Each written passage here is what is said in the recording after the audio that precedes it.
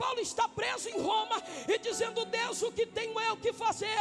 O que preciso escrever para mostrar que aquela igreja precisa ser vencedora?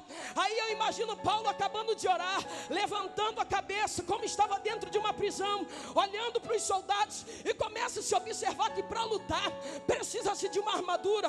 Para lutar não se pode lutar de qualquer maneira. Nenhum guerreiro vai para a guerra sem arma, nenhum guerreiro vai para a guerra sem armaduras. E a Bíblia diz que ele começa a escrever: no demais, irmãos meus, primeiro fortalecei-vos no Senhor e na força do seu poder. A primeira característica de um guerreiro, a primeira característica de um vencedor, a primeira característica de alguém que vai entrar numa guerra para vencer é ser forte. E a nossa força não está em nós mesmos, a nossa força não está na força do nosso braço, a nossa força está naquele que eu estou sentindo a presença dele nesse lugar.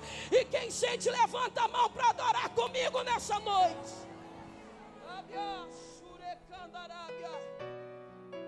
Depois ele não para por aí, ele diz: revesti-vos de toda a armadura de Deus.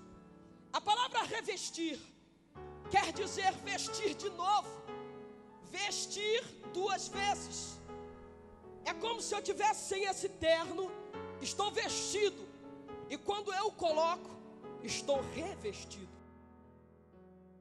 Agora, revestimento não é de qualquer forma, é através de uma vida de oração, uma vida de jejum, buscando na palavra, subindo o monte, orando, clamamos, aí recebemos armaduras espirituais. E Paulo está dizendo: revesti-vos de toda, não de uma, mas de toda a armadura de Deus, para que possais estar firmes contra as astutas ciladas do diabo. Primeira coisa, temos que estar fortes. Segunda coisa, revestidos. E terceiro, nunca deixarmos de lutar.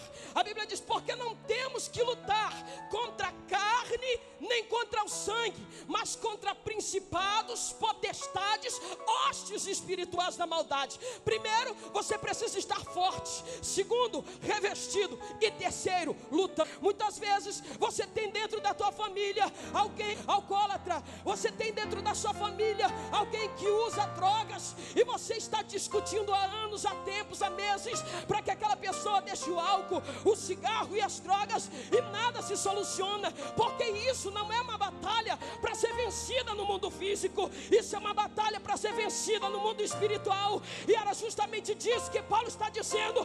Paulo está dizendo: tua luta não é contra o teu esposo, tua luta não é contra a tua esposa, tua luta não é contra a tua mãe, a tua luta é contra demônios. Mas eu tenho uma palavra de Deus para você nessa noite: a vitória já é tua, e toma posse dela.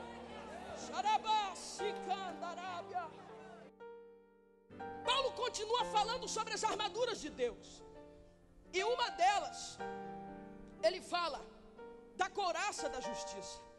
Couraça servia-se para proteger o peito e as costas do soldado, para o soldado não ser ferido na guerra.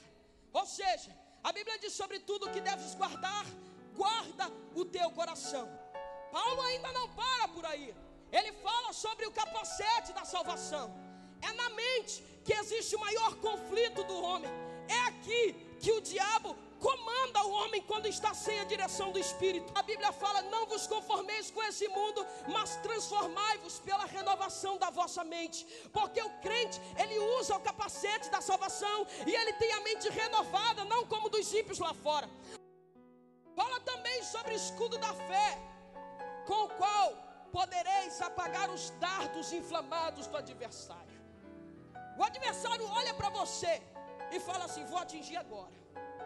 Começa. E é agora que eu acerto ele.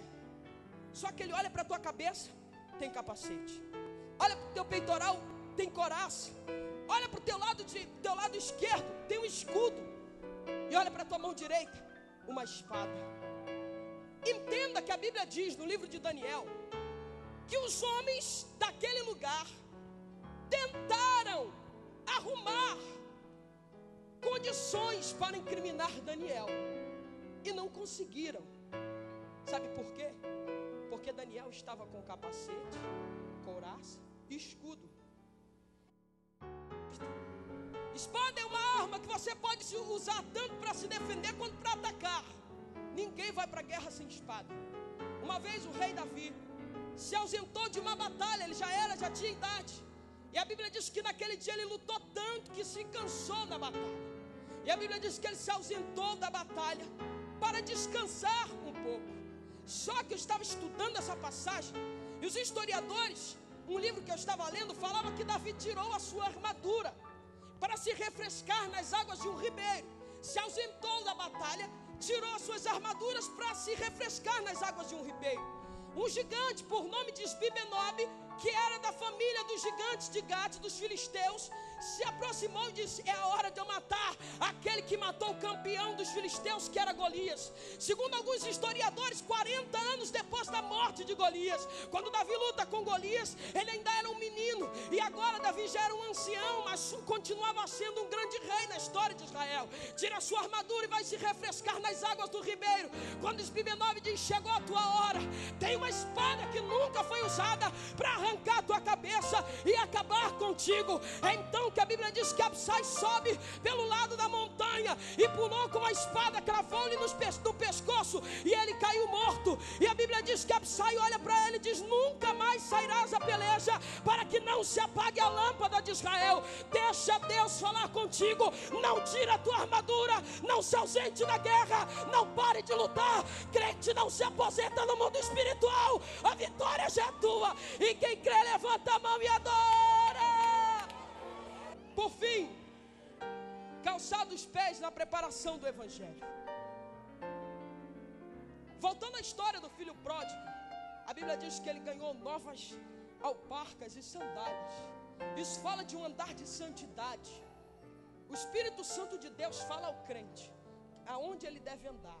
Se ele anda com alguém e aquilo ali não está agradando ao Espírito Santo, quando ele está com os pés calçados na preparação do Evangelho, ele sabe, o Espírito de Deus fala: não é por aí, não é dessa forma, não é desse jeito. Deus está te dizendo: para de brigar com armas humanas, coloca a armadura de Deus e tu verás o nome do Senhor ser glorificado na tua vida.